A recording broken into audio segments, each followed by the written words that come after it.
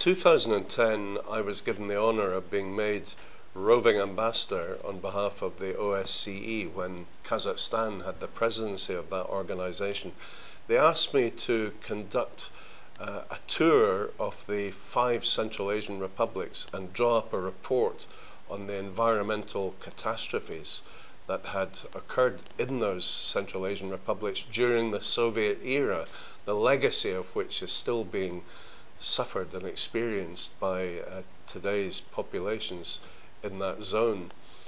And the reason they gave me this task in the first place was because for the past 12 years I've been going to Kazakhstan and investigating the horrible situation there, where from 1949 until the collapse of the Soviet Union in 1991, the Soviets tested their nuclear weapons in East Kazakhstan, setting off more than 603 nuclear explosions, many of them in the atmosphere.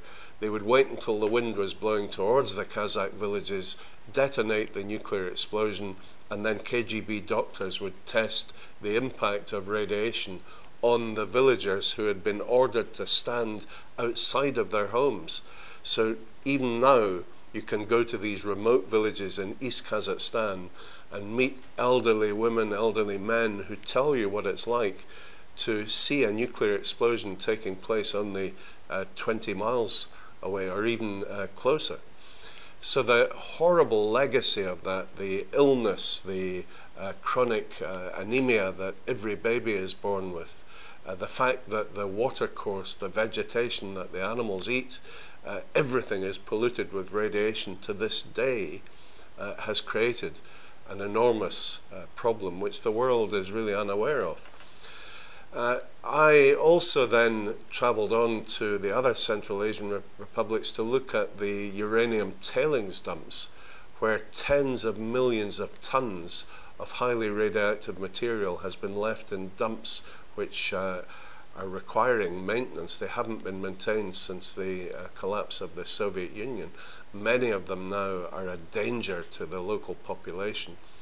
And yet people, these are unguarded, these dumps. People regularly play around them, children play around them, animals graze over them and drink in water pools that have collected around the foot of these dumps. So again, a huge environmental problem.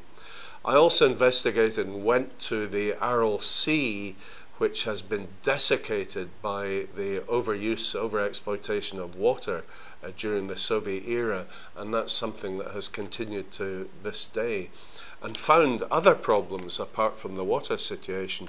An island in the middle of the Aral Sea back in the Soviet times was used by Stalin and the KGB for testing biological weapons, like typhoid and all sorts of horrific biological weapons. That island has now joined with the mainland because of the desiccation of the Aral Sea, because the surface of the Aral Sea has dropped dramatically over the last 20 or 40 years. So now there is a potential problem where terrorists, wild animals could gain access to some of these still viable biological weapons, and that could spread them into the general population. All of that against a background of a growing population, the overexploitation of water resources, which is causing water refugees, environmental refugees on a huge scale. All of that is a matter of deep concern. I subsequently wrote a book about this called Stalin's Legacy, which was released at the Edinburgh Book Festival in August last year. And that is the case that I will now be lecturing in a lecture tour around universities in the UK.